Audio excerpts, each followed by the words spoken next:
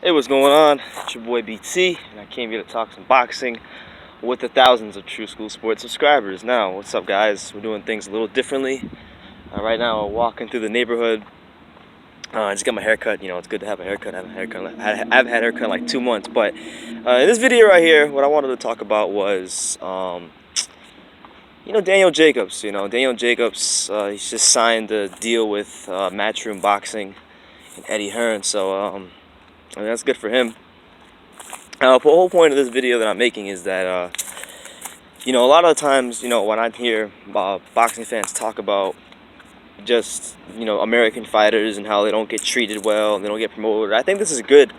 And I think it could be the start of a good trend for the American fighters. Like, Daniel Jacobs is obviously one of the top middleweights in the world. I would definitely say that, in my personal opinion, I think he did a better job against Golovkin than Canelo did. I thought Canelo just fought in 20 spurts. But what I'm saying is, Daniel Jacobs is a top tier middleweight fighter, and I think with him being with Matchroom, it's gonna bode well for him because he's gonna get a good promotion.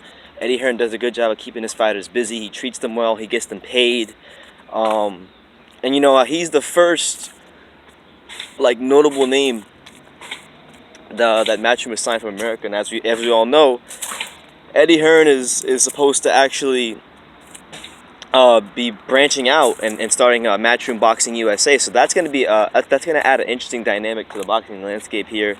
Personally, look, I think the world of Eddie Hearn. I think he does a great job with his shows in the UK. And I think this could be good for American fighters. If Eddie Hearn gains some traction here, if fighters under Daniel Jacobs, or see Daniel Jacobs and how his career evolves, I think it bodes well for Hearn,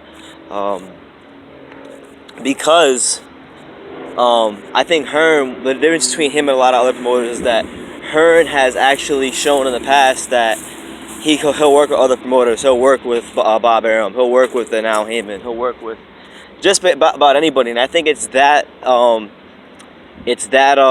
willingness to work with the promoters and not be part of the fragmentation of boxing, if that's even a word, fragmentation. It's that willingness to work with any and everybody that I think would bode well for any fighter that signs with him. Because if you want to fight, a lot of the times where the frustration lies with a lot of fighters is that if they want to fight somebody, they can't fight certain fighters with certain promoters because they don't get along or they don't do business with each other.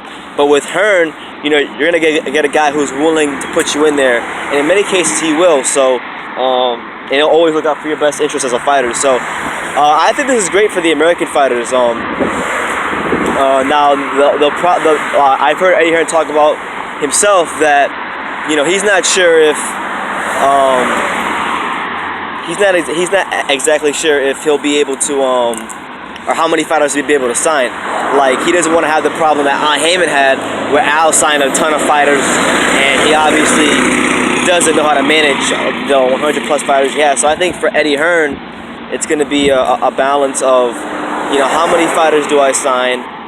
What's the right, balance? And how do I go about putting every last one of these guys in a situation to be successful? I think he's going to do a good